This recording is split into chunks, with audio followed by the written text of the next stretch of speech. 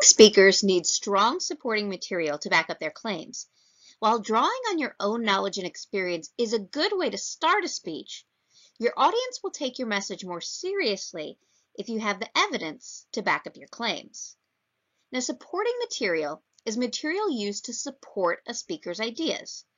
Supporting material can come from books, magazines, newspapers, interviews, or personal experiences.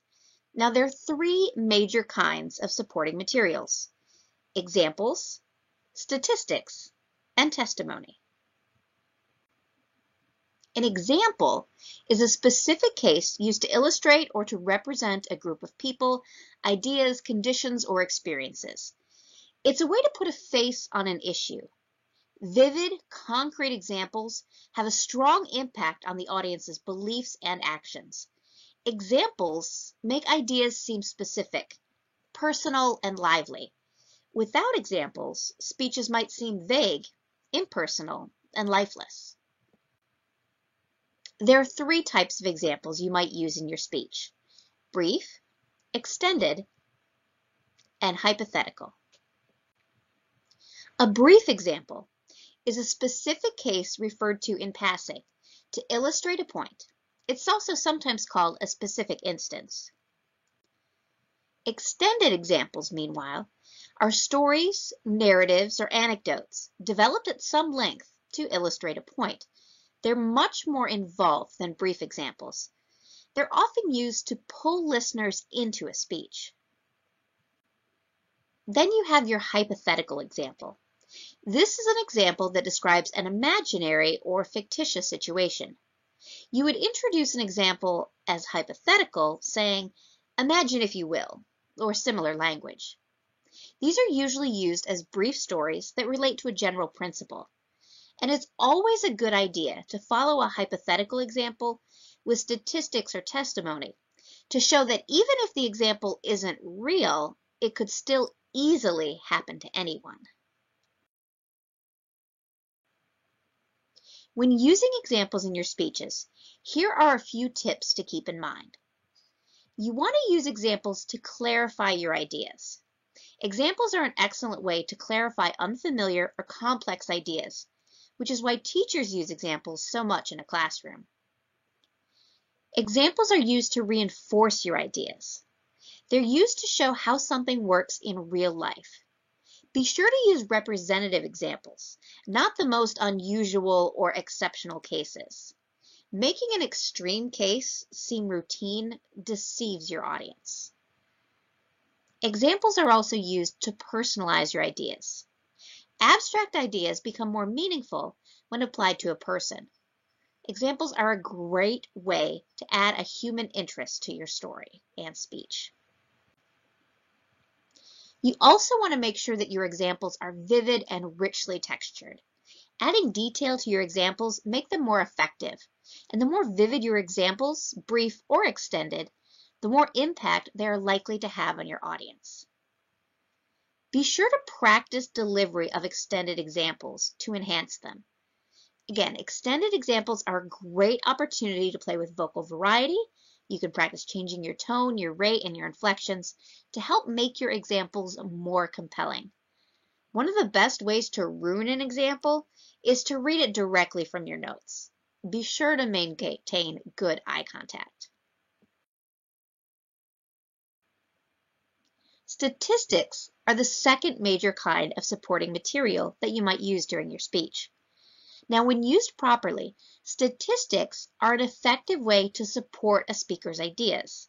Like brief examples, statistics can be cited in passing to clarify or strengthen a speaker's points. Statistics can also be used to show the magnitude or seriousness of an issue. They can make the speaker's claims credible and specific. British Prime Minister Benjamin Disraeli is attributed with the saying, "There are three kinds of lies: lies, damned lies, and statistics." Statistics can often be made to reflect anyone's point of view. Now, with respect to this, always ask the following questions of any statistics you plan to use as supporting material in your speeches. Are the statistics representative? How many people are included in the sample? Does the sample include different ages, races, gender identities, and belief systems? If you ask 100 people at your church whether they celebrate Easter, you're going to get a different answer than if you ask 100 people at a mall. Are the statistics used correctly? Now, the book explains the differences between mean, median, and mode and what each one means. This is not a math class, so you can read about them on your own. And do the statistics come from a reliable source? Is the statistic from a major corporation, a government agency, a university study? And do the sources have any potential bias?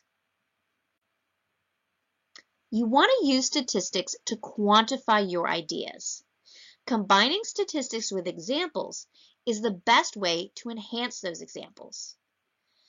But use statistics sparingly. No one wants to listen to a speech cluttered with numbers. Insert statistics when they are needed, but make sure they're always easy to understand. You also want to identify the source of your statistic. Because statistics can be so easily manipulated, make sure your audience knows your statistics are legitimate by identifying where they came from. As for other tips, be sure to explain your statistics thoroughly.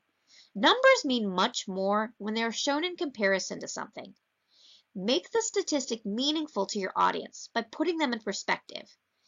For example, if you say a hospital makes 17 mistakes a year, is that good or bad? How does that number compare to other hospitals? Round off complicated statistics. You don't have to be exact. More than, nearly, about, a little less than, etc. are ways to accurately represent your statistics without bogging your listeners down with long, complicated numbers. Does it matter that the total price tag for a project was $1,222,444.90? Or will 1.2 million get the point across a lot easier? And you also might want to consider using visual aids to clarify statistical trends. Are you explaining how something has changed over time or the distribution of something? A visual aid can help your audience better understand your statistic by enhancing its clarity and impact, although not necessarily in every case.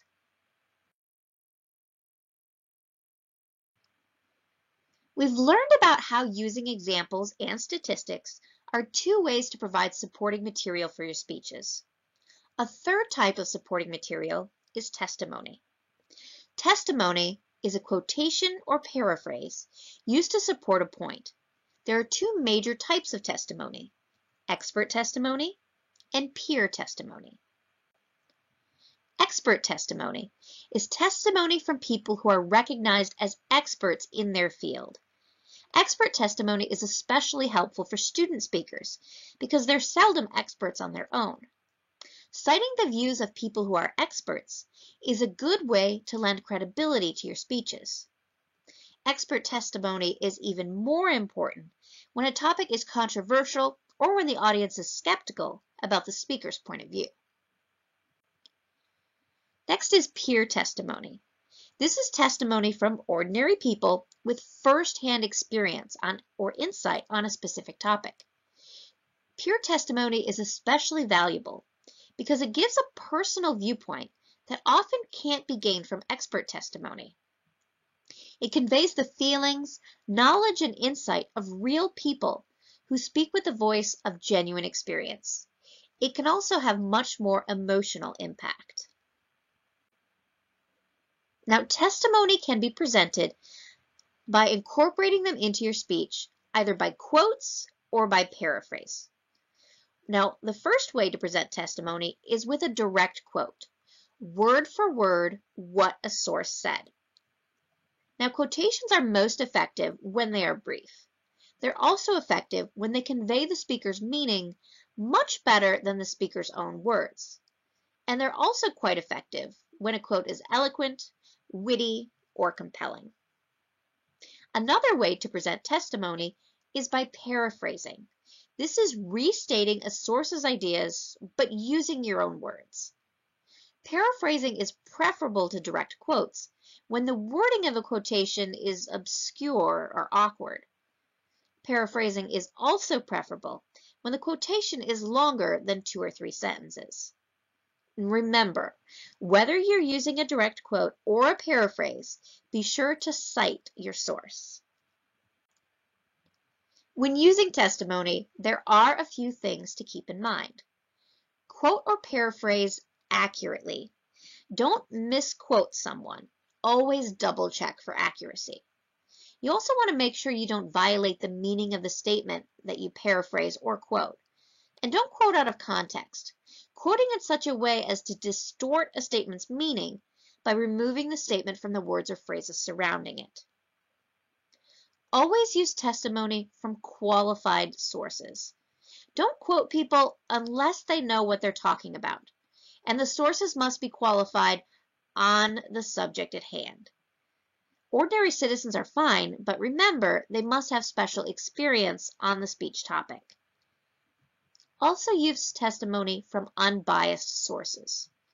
Careful listeners are suspicious of opinions from biased or self-interested sources, and you should be too. Use testimony from credible, competent, and objective authorities. And identify the people you quote or paraphrase. Use the person's full name and qualifications. Identifying the source of testimony is also an important ethical responsibility. If you're using another person's words or ideas without giving them credit, you'll be guilty of plagiarism. And remember, the audience can't read your footnotes or bibliography. You have to tell them where the information comes from by orally citing the sources in your speech. And here's an example of an oral citation. Again, your audience can't see your works cited page, so you have to orally cite sources in the body of your speech.